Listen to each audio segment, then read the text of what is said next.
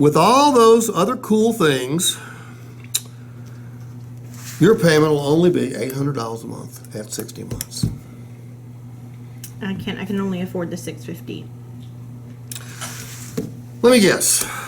That $668 is the highest payment you've ever had. Mm-hmm. Okay, I understand. And what it's getting you is the most gorgeous vehicle you've ever driven. You know, the service contract, obviously, if something breaks down the road, you'd like to have somebody else pay the bill, correct? Yes. You'd want someone else to pay for your tire or your wheel if you busted them up, correct? Mm-hmm. If you lost a key, rather than you paying $400 or $500, it'd be nice to have it for nothing, correct? Yeah. And heck, I don't think it'll happen, but if you did total the vehicle because some idiot ran into you, it would be nice to have somebody else pay off the deficiency balance as opposed to you.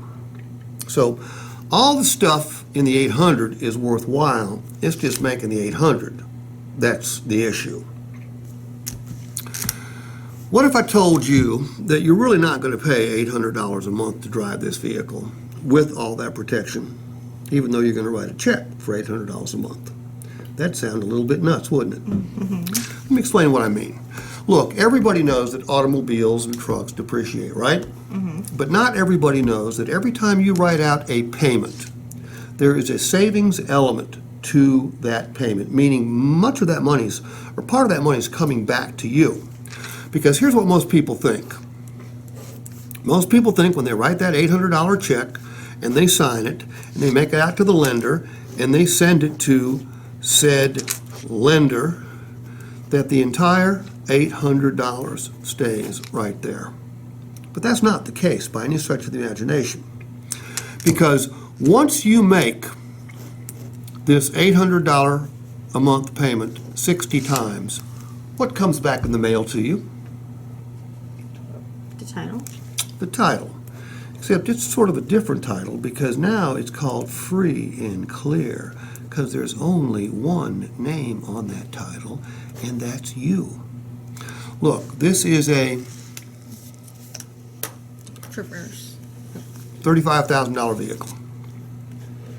By the way, you're buying a used vehicle, which makes you one smart young lady, all right? Because the biggest part of the depreciation has already taken place, hasn't it? Mm-hmm. All right, but quick question.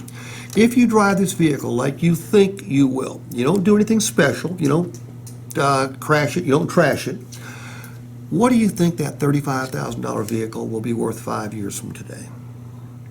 Taking into consideration, again, the biggest part of the depreciation has already taken place. Maybe 20,000. So, 5 years from today, you've got zero car payment. You've got a $20,000 asset. Do me a favor. Your phone have a calculator? Mm-hmm. Divide 20,000 by 60.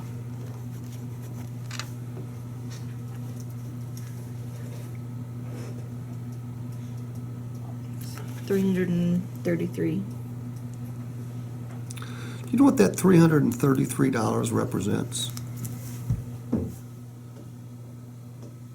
My money back? Well, on the way to the lender,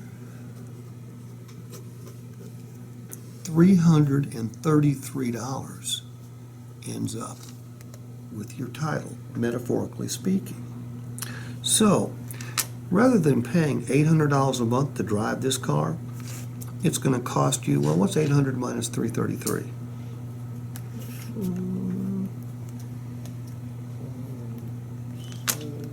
$466.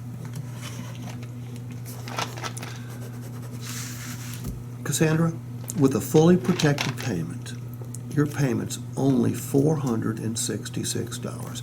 Now, don't let me confuse you. You're going to write a check for $800, okay? But when it's all said and done, your net payment or your cost to drive this is only $466. Makes it a lot easier to say yes to $466 than $800, doesn't it? Yeah. I need your okay right there. Have you ever seen a payment explained that way before? Never. Never. You ever seen it? I've never seen it. I'd never seen it until 6 years ago. I'm doing a group of Harley Davidson sales managers. And this old boy gets up and goes, I think I got one better than you do. Better than you, Steve. I said, I'm sure you do. Knowing it was impossible that he could. Son of a bitch, if he did. But by the way, this is completely true. Now, here's when it won't work, because we're going to work on this a lot tomorrow. Because obviously we've got to get them closed to get them into her. If you couldn't write the check for $800, it wouldn't work. Okay? But Cassandra, are there people in your office telling you that they don't want to make the payment even though they could? Mm-hmm. Yeah, there's going to be people telling you that they couldn't make the payment, but they really can. This is for the customer, and there's a lot of them out there who have a psychological barrier. Because remember, in most of the time we're closing somebody on a car, we're closing them on the highest payment they've ever had in their entire life. We forget about that. We see payments all the time. These customers see it once every 5 years. The last time they bought a car, cars weren't as expensive as they are now. It's designed to make it easier for the customer to say yes. What's easier to say yes to, $466 or $800?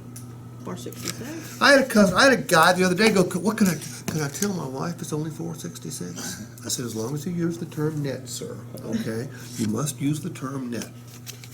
But I call it the cost to drive, because that's actually what's going to cost them to drive. Obviously not taking into consideration maintenance and insurance and things like that. But at the end of the term, the car doesn't turn to dust. There is a value to it. I used to turn this off.